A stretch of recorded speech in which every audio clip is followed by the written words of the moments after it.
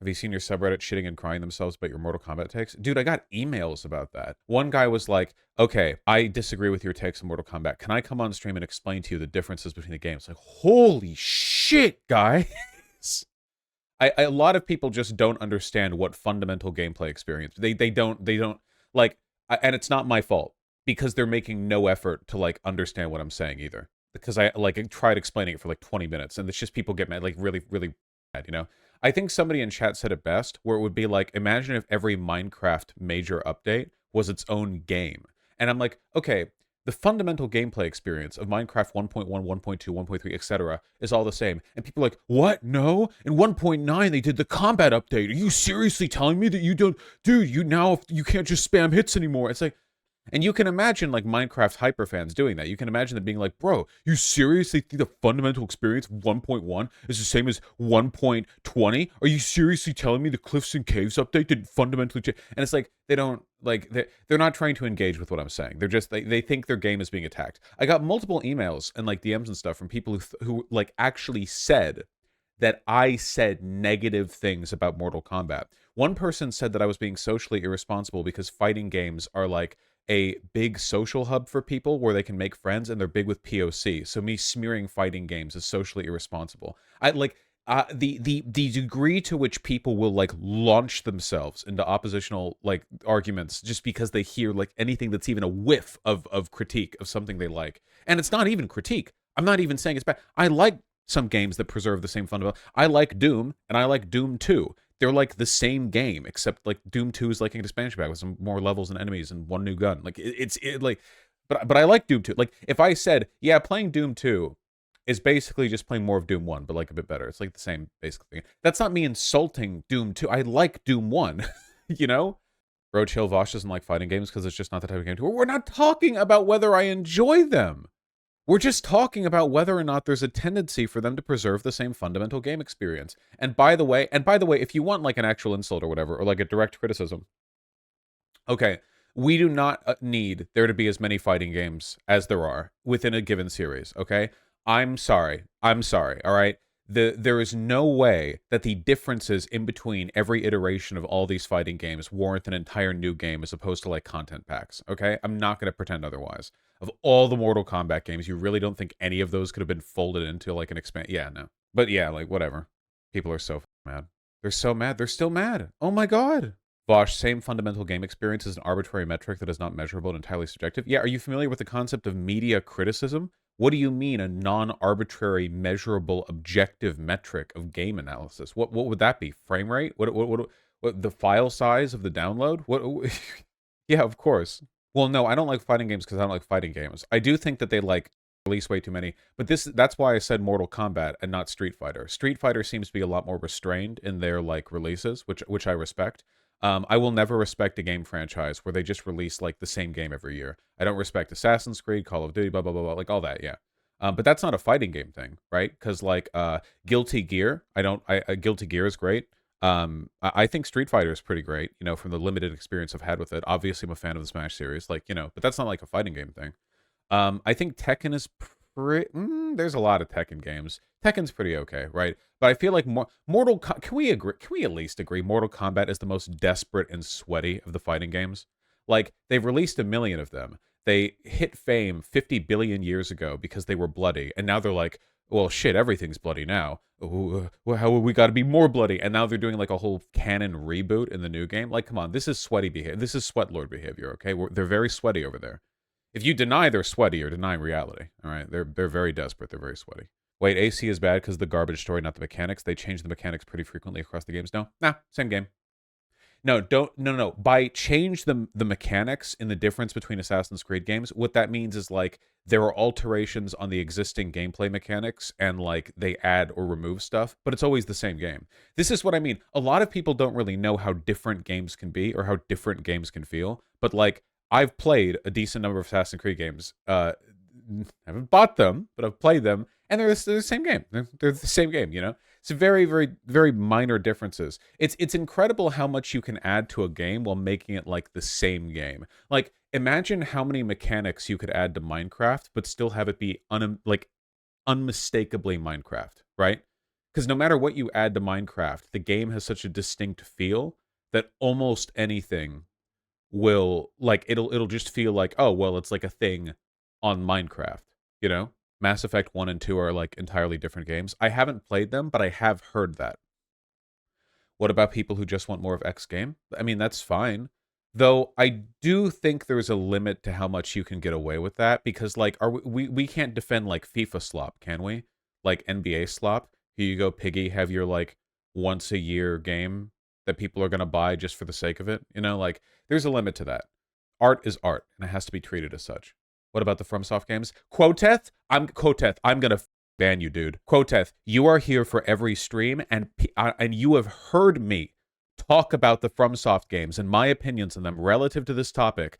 Both times this has come up. You've heard my answer to this, and you know the answer to this, and I don't know why you're asking. They justify it through licensing, and it sucks. Yeah. It's like corpo shit. It's not art. What about Hollow Knight? There's one Hollow Knight game. I haven't been to those streams. Can you tell me the answer? I think that the Dark Souls games, Bloodborne, and Elden Ring all have the same fundamental gameplay experience. I don't think Sekiro does.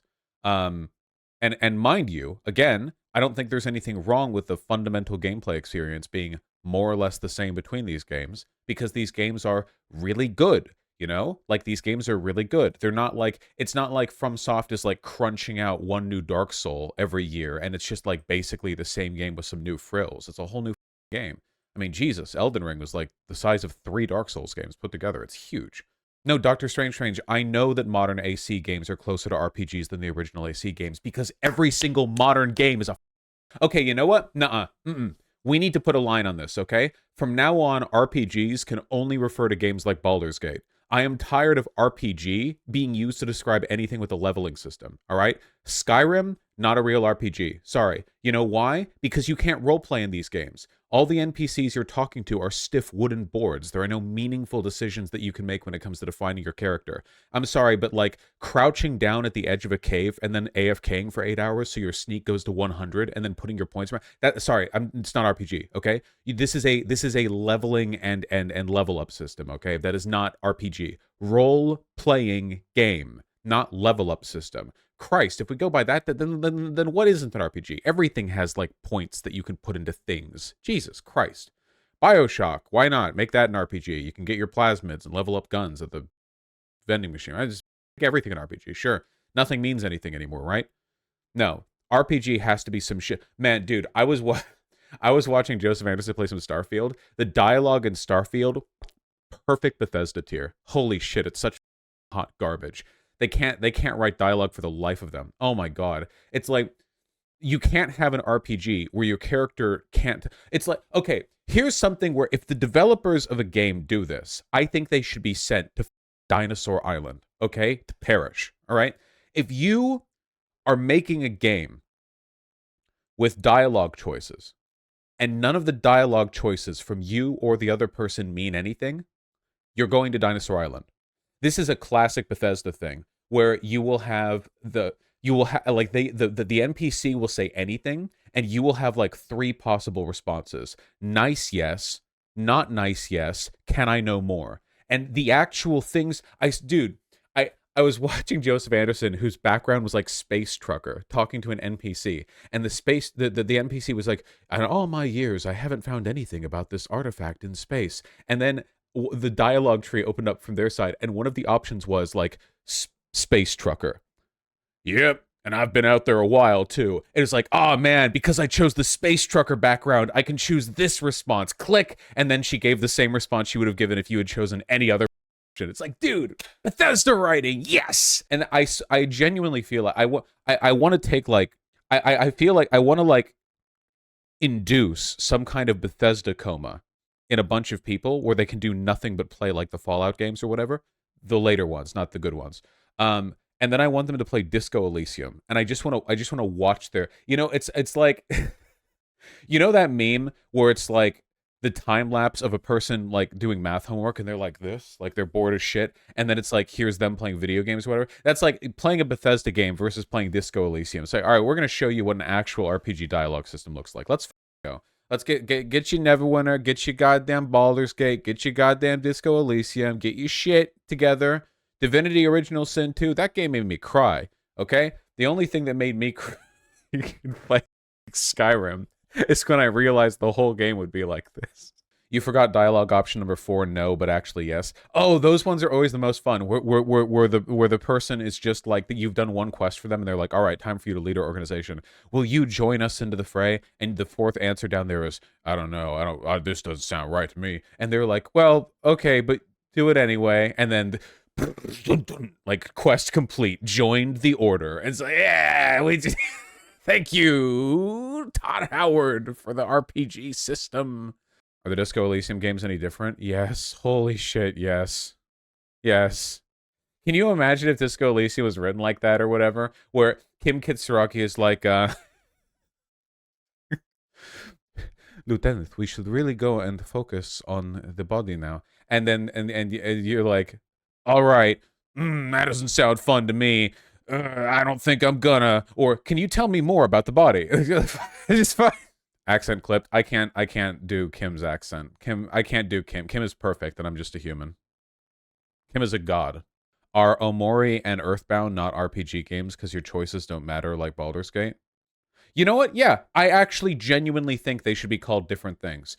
Omori and Earthbound aren't about role-playing as Sunny or Ness, respectively. They're about, like, experiencing a story, and the role-playing mechanics are just a way of engaging with the combat, which and that's not even real. That's just, like, is it really role-playing to, like, you level up when you beat the enemies and then you save the money to get the higher tier weapon? Like, is that role-playing? I just don't like that. I just feel like I just don't like the idea of the same term getting to refer to, like, BioShock, Earthbound, and Baldur's Gate, when clearly only one of those games lets you play a role.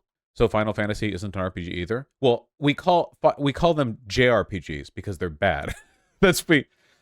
You play the role of the character. Yeah, but that's every video game. Like, that's Doom. But, like, when I think of, like, JRPG, the only RPG elements in JRPGs is grind the area with the slimes to level up, and then save money to get the bigger sword in each of the shops that you unlock when you go to the new area. There's no actual, like, turn-based combat. I mean, people call them, like, JRPGs, and that's fine, right? What JRPG actually lets you make meaningful decisions? Not Persona, right? Like, every Persona story plays out exactly the same way. You just make decisions when it comes to, like, ordering your leveling up and how to spend your day or whatever. Like, it's not, it's totally different. It's a totally different thing, you know, completely different. Bosch is a very basic and surface level understanding of games. It's a nice bait. I'm playing the role of the guy with the biggest sword. True! That's true. Bosch, you're not a very good game critic. Dude, people get so... I'm completely right in this, by the way. If people genuinely think that that Final Fantasy VII and Baldur's Gate are the same type of game, like they fit in the same, like, category, like, man, if you go to... Hold on. Sort of illustrate my point. If I go over to Steam, God help me, and I go to the store and category, even there are subcategories. It's role-playing, and then it's action RPG, adventure RPG, JRPG, party-based, roguelike, strategy RPG, turn-based. But if we just go by role-playing, which would be like role-playing game, then, wow, there we go with Fallout 76 at the top. That's great. There's Baldur's Gate and Starfield right next to each other. Fantastic. Here's South Park's The Fractured Butthole. Lost Ark, which is an MMORPG. Cyberpunk, I think you could fairly characterize as an RPG, from what I've heard, with, like, decision stuff. I think that's okay. Divinity Original Sin, that's, like, I'd consider that a real RPG. Remnants is just, like, a Dark Souls kind of game. Like, it's an RPG in the sense that, like, you have weapons and levels and stuff, but I don't think there are story beats where you get to make decisions. Smite? Ah, because you level up in Smite. See, this is what I mean, right? Like, if a person... I understand you can, like, subcategorize, but this is like every type of game, you know? Like, if I go to the section, if I go to categories, and then I go to, like, strategy, if sports or racing simulation, I feel like there's a lot more specificity there, with the exception of the adventure category, which means literally nothing. What is this? Puzzle? Casual? Hidden object? Under adventure? How is story-rich and visual novel under adventure? It's Steam. Okay, it's Steam. I know. But, like, you understand what I'm talking about, right? Dave the Diver. That's more of a simulation game than an RPG. But, you know, Divinity Original Sin, Definitive Edition. 60% off. Boys, if you've got how many hours did I put into this? If you've got like 100 hours and $18, you can have like a legit 10 out of 10 gameplay experience. Okay? Buy it now? Oh, I already bought it. But yeah. Oh, yeah, I have to be careful. I have porn games enabled. Good point. Someone in chat just pointed that out. Good point. Do I need to play the first one? No. No, you do not. Which is better, Baldur's Gate or Divinity? I haven't played Baldur's Gate. But it's made by the team that made Divinity Original Sin 2. And Divinity Original Sin 2, I would put in one of my favorite games ever.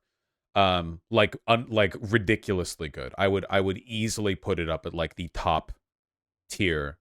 I'd say an RPG is any game that places significant importance on sort of getting in the head of your character. Well, that would leave out a lot of JRPGs because characters like Ness or Cloud, we don't really get in their head at all.